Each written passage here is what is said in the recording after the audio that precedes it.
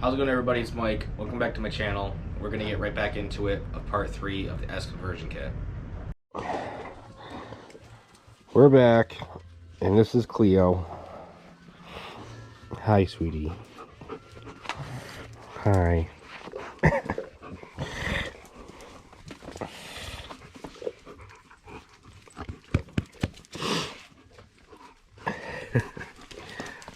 Okay, so we ended off.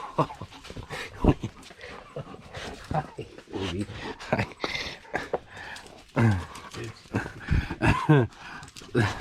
Hi, sweetie. Hi.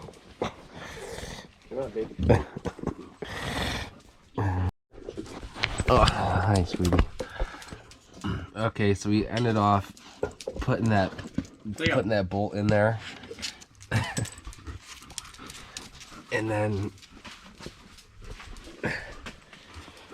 we went ahead and did the brake line, putting that switch back on, running it all the way down back to the hub, putting this bracket on, these plastic pieces on. So these were the stock parts for the sway bar. He welded this and just put bolts through.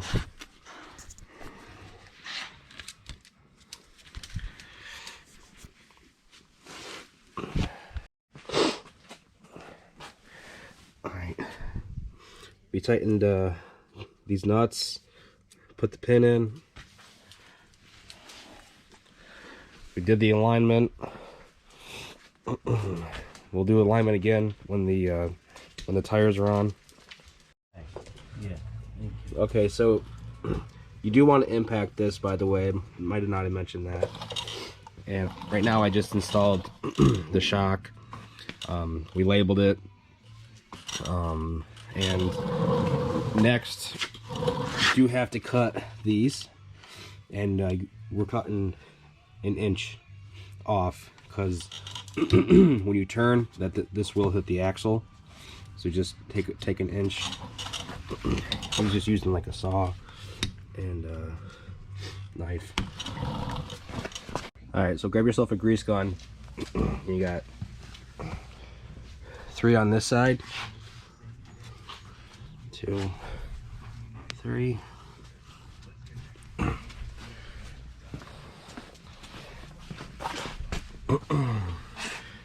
Same thing. Grease all those. Alright, so we put the tires back on, took it off, and you can already tell tons of ground clearance. The tires are going like this, so we still have to make some adjustments. Okay, so we jacked it back up, took the tires back off. We've got about a 1/2 inch on both sides. That's probably hard to see, but we got a 1/2 inch on both sides. So then the next thing that we did was we loosened the A-arm and got more play in this. So we measured from this groove to the center of this 16 inches, and we're going to put it back on and see if our alignment is better. And I'm going to slide this boot down to this nut again. We used a square and we just put them on the lug nuts with the tire off, and just had kind of one guy hold it, one guy look down to make sure that it was straight. You know, it's not a perfect way of doing this. So we took the A-arm completely out and we came out. So I did 4 turns. We're at 5/8, and we're gonna put it completely back on and see if that helps. Okay, so I made that adjustment, and this tire is awesome. It's straight. This is what it used to look like.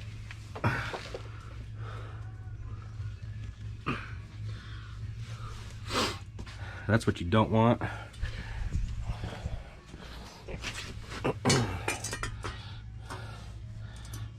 and that's what you do want. The instructions say that you do want 1/4 inch in here, but that's what you want. Okay, so we turned it around because we're gonna start working on the back. We bled the brakes. We realized that you cannot start the machine without brake pressure, which is probably some type of sensor. But yeah, and all the tires are all good, aligned, and we're gonna just start working on the back. So we're doing the same process as we just did with like the front. Now we're just doing it to the back. We jacked up the back. We're gonna start taking off the tires, and we're gonna start taking apart all the suspension in the back. Okay, so tires are off. Again, 19 millimeters, and then we're gonna start tackling the back shocks, 15 millimeters, bottom and top. So with the shock on, we took off this top A-arm, and these three bolts and nuts are all just 15 millimeters. So now that I got the top A-arm gone, I'm starting to tackle this bottom A-arm, and again, 15 millimeters bolt and nut. And then down here is a 18 millimeter. Okay, so we got the lower A-arm off. This thing though, man, holy hell. So next we're gonna start taking this sway bar off.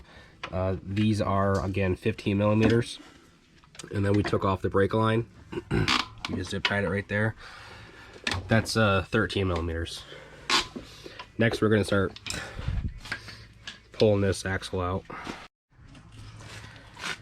So we got the lower A-arms off, the sway bar off. We try to take the axle off, but it's stuck on both sides. So I don't know if that means the axles are bad, but we're gonna start finding a way to get these off. And like I said, both of them are like that. Usually the last time I did this, they came just right off with like the last, but you know, I don't know too much about these axles, so I don't know if they were bad or not. All right, so we got the axles out. We just rigged up a system and just pounded it and pried it, and it came out on both sides.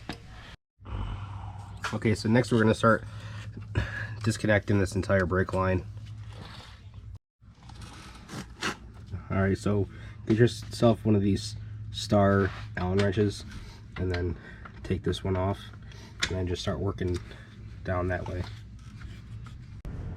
So really quick, just wanted to mention this. The rear axles that popped out that looked like they were broken because they were just sticking there, they were just stuck in the rear differential because of this. They were just rusty. If that happens to you, they're not junk. They're actually, they are still good. There's just a clip ring that you just got to buy and pop them back into place. They are supposed to actually pop out like that. Me and my old van, we found out that down like the road. So, you know, like if you're like me, kind of like, I wonder if I could just sell this, then it's just sitting around in the garage, then yeah, no, they are still good. Okay guys, so keep on watching. I'm going to do part 4 next. That should be the end of the S conversion kit. We're getting pretty close to being done. Really excited. It's coming out awesome. And keep on watching for part 4. Take care.